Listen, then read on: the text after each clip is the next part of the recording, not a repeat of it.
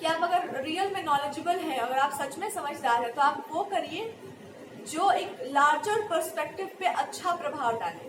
हालांकि जो वास्तव में ज्ञानी है उनके लिए कोई प्रतिबंध नहीं है, वो सबसे मुक्त है, लेकिन फिर भी उनके लिए एक नियम लगता है कि आप मानना वही जो शास्त्रों की आज्ञा है।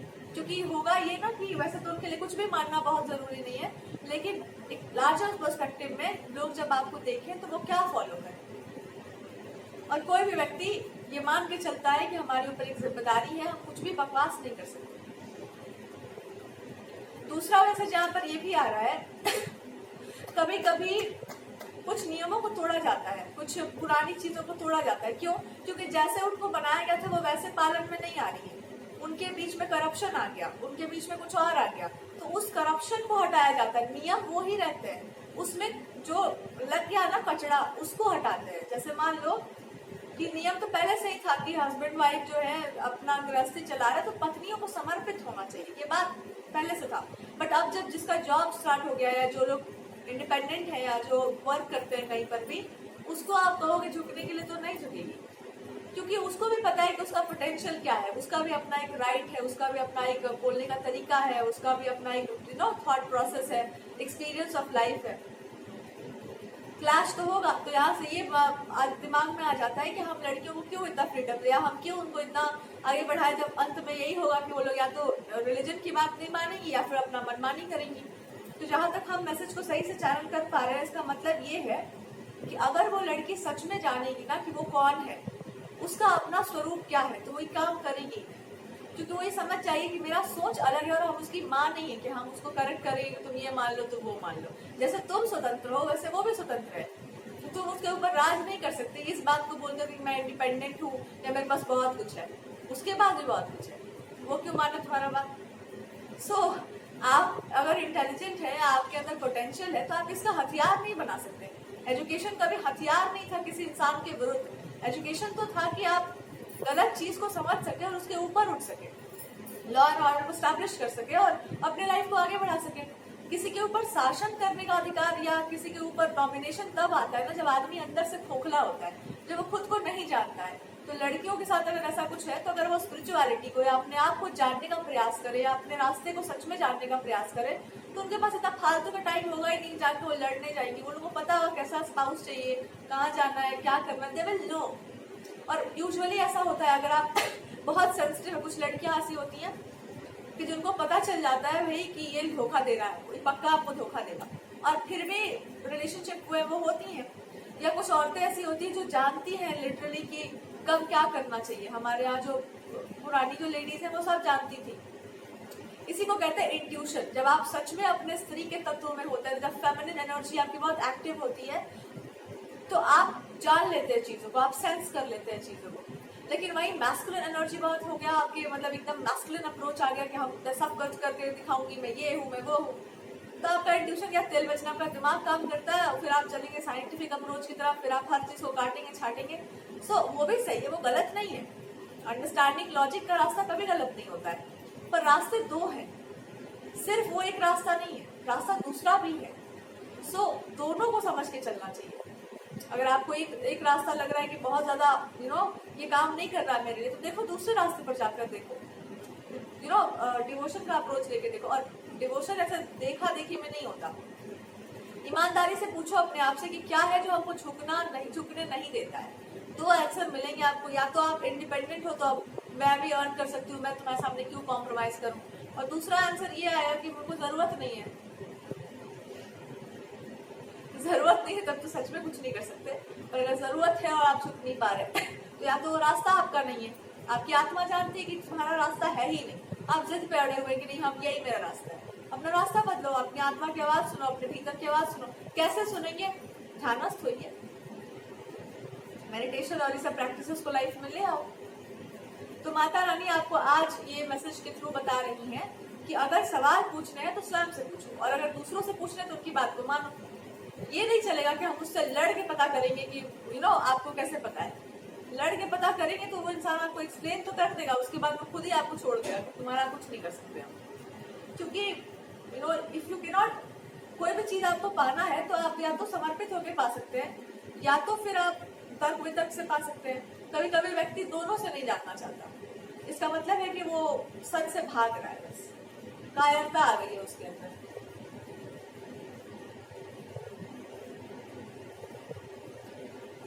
जो लोग भी मैरिटल लाइफ में रिलेशनशिप में, ब्रेकअप में, इन सब चीजों में बहुत ज्यादा इन्वेस्टेड है, तो माता आपसे कह रही है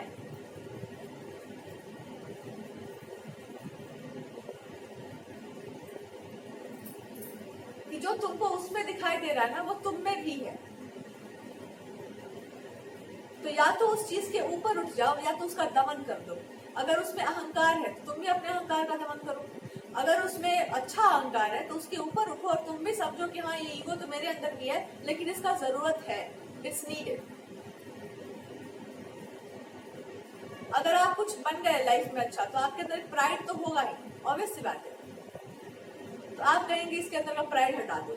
अरे वो शक्ति आती है तो थोड़ा अहंकार तो आता ही है व्यक्ति के अंदर, लेकिन अब उसको कंट्रोल में, उसको समर्पण में भी लेके आना है कि ये आया है आपके थ्रू, ये इस चीज के थ्रू ये आया है, पर इसका हम इस्तेमाल दूसरों को झुकाने के लिए नहीं कर सकते।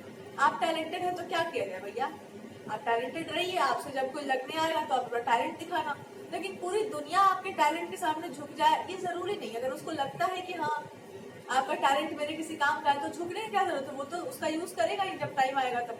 झुकाना झुकने का तो कोई बात ही नहीं था यहाँ पर।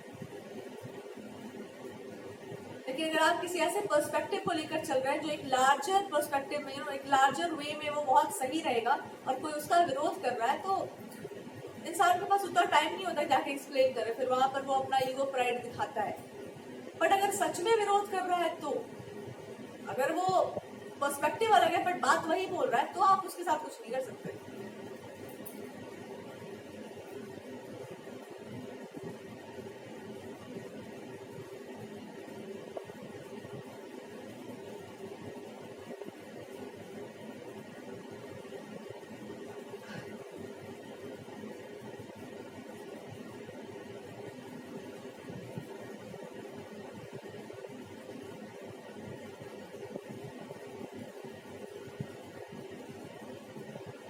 ओवरऑल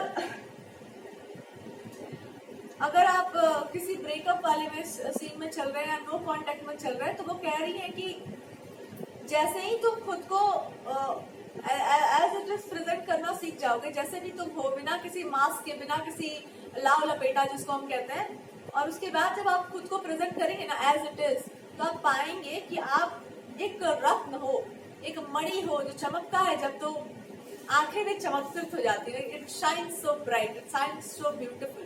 तो ऐसा आपसे कहा जा रहा है कि अपने सारे आवरण को हटाकर जो तुम्हारी वास्तविकता है, जो जिससे जैसे तुम अपने आप को प्रेजेंट करते हो, उसको जब आप प्रेजेंट करना स्टार्ट करेंगे तो आप पाएंगे कि ऐसा कुछ भी नहीं है जो प्रकृति आपको दे नहीं सकती, और ऐसा कुछ भी नहीं है, ऐसा कोई इंसान नहीं है जो आपसे प्रभावित हुए बिना रुक सकता है, बिकॉज आप सत्य बोल रहे हैं, आप सत्य के साथ हैं, आप जो कह रहे हैं उसमें आपने अपना जीवन लगाया है, आप जो कह रहे हैं उसमें आपका समय गया है। पढ़कर तो कोई कुछ भी बोल सकता है, लेकिन जब आप उस रास्ते से गए हो ना, तो आप उस पर बिठा के इंसान को चाय नाश्ता के साथ समझा सकते हैं, तो दिन भर यही बैठो, I will explain the whole concept to you, उसके बाद भी तुमको नहीं समझ में आएगा। क्यों? क्योंकि बहुत कठिन था मेरे लिए भी, समझने वाली चीज है ही नहीं है, इसमें उतर कर इसमें चलने वाली चीज है। सो जिसने अपने लाइफ को कहीं इन्वेस्ट किया हो ना, आप उससे नहीं लग सकते, क्योंकि उसको लगना नहीं है, वो आपको समझा देगा कि आपके लिए हाँ इम्पोर्टेंट क्या था, आपको इसमें से क्या आप अपने लाइफ में लेना है, and why it is so precious. तो आप क्यों लगने जाएंगे उससे? जो भी है, जहां से भी आ रहा है, जिसके अंदर जो भी चमक रहा है, वो सब उन्हीं का तो है। तो जब सब कुछ इतना ही ब्यूटीफुल है, तो हम क्यों जाएंगे दूसरों की चमक छीनने? हम तो उसका बेनिफिट लेंगे, हाँ चलो बहुत बढ़िया बात है, हम कहाँ जाएंगे उससे लगने बिना मतलब के। कोई भी इंसान में कुछ भी अच्छा है तो हम उसकी, कभी कभी ऐसा होता है कि आप उसके बारे में कुछ ऐसा बोल देते हैं जिसको आप खंडन करते हैं कि हम ये बात नहीं मानते। आई ऑल्सो रिमेम्बर कि हमने भी किसी की बात का खंडन किया था, इन शॉर्ट क्या है कि नहीं ये नहीं होना चाहिए, बिकॉज वो चीज डीप डाउन अगर आप देखो तो वो चीज मेरे अकॉर्डिंगली वो सही नहीं था, लेकिन एक सरफेस लेवल पर अगर आप बात करें तो हाँ वो बात बिल्कुल सही बैठती है, बिल्कुल फिट बैठती है जो भी बोला जा रहा था। सो आई अप्रिशिएटेड इट इन अ वे कि हाँ ये सही है, बट ये उतना सही नहीं है। अगर इसको हम गहराई से देखें तो ये उतना सही नहीं है, बट हाँ सुनने में साउंड करता है, इट्स गुड, इट्स प्रैक्टिकल। कभी कभी आप किसी की सराहना नहीं करते पर आप किसी बात को क्रिटिसाइज कर देते हैं और सामने वाले को ये लगता है ना कि अरे ये तो इंसान हमको क्रेडिट दे ही नहीं रहा है, इसको तो लगता है कि यही बहुत स्मार्ट था। बात वो नहीं होती है, बात ये होता है कि it's not good for the larger something which is being said, it's not right at that time. But जो नहीं है सो नहीं है, आप उसको हाँ नहीं बोल सकते।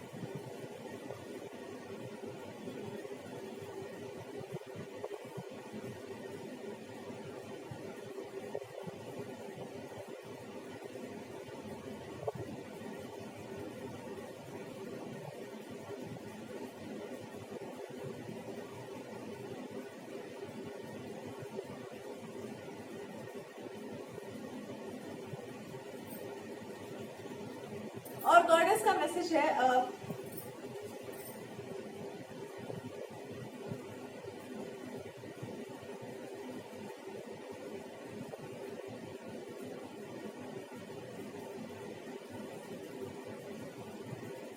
कभी कभी ना इंसान को डिप्लोमेटिक नहीं चलना चाहिए, स्ट्रेट फॉरवर्ड चलना चाहिए कि हम ये मानते हैं और हम ये नहीं मानते हैं। ये शायद मैसेज यहाँ से आ रहा है कि व्हेन आई सेड समथिंग कि हम इस चीज को नहीं मानते हैं, उसके फिर उससे पीछे हटने का कोई मतलब नहीं है, बिकॉज वो हम सच में नहीं मानते और क्योंकि वो गलत है। और कभी कभी हम लोग ना डिप्लोमेसी का यूज कर लेते हैं कि हाँ ये ठीक है, इट्स फाइन। सो गॉडेस कह रही है कि या तो तुम सीधे सीधे पाथ पर चलो और अगर तुमको नहीं चलना तो डिप्लोमेटिक होकर निकल जाओ वहां से, लेकिन याद रखना कि तुमने सही रास्ता नहीं चुना था। तो अगर आप कोई सीधा रास्ता चुनते हैं तो उसको कंटिन्यू करिए और इस इतना विश्वास रखिए कि आपने जो कहा है वो बिल्कुल सही बात है और वो अगर सच है तो वो एक दिन सामने तो आएगा ही।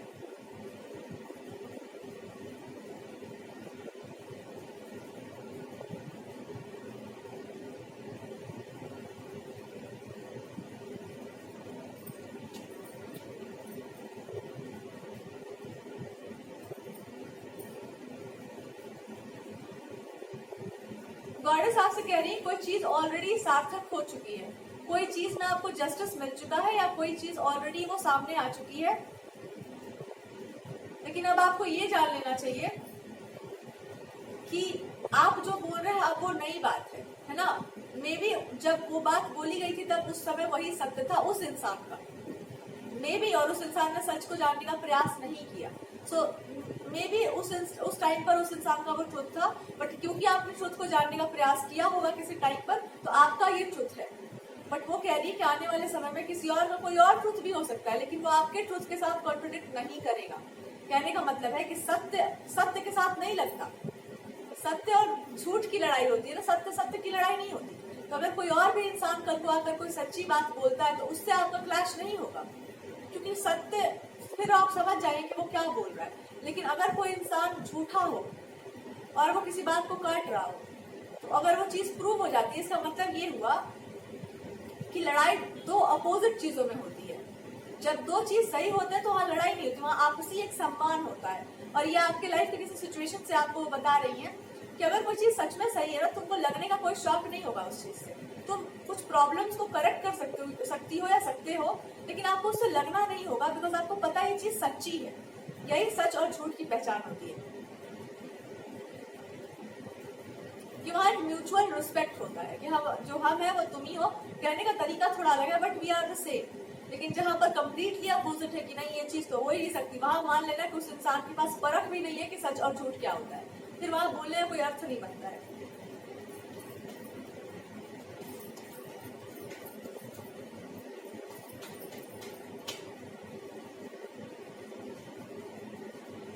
ये भी एक तरह की आपकी टेस्ट है कि अगर आपको बहुत ज्यादा कोई ऊट पटांग की बातें बोलता है और आप उसमें आ जाते हैं और आप कुछ गलत करते हैं, इट मीन्स कि आपको सही का पता नहीं और आप उसके बावजूद गलत नहीं करते, इट मीन्स कि आपको अच्छे से पता है कि क्या सही और क्या गलत है। यही सही और गलत की पहचान होती है।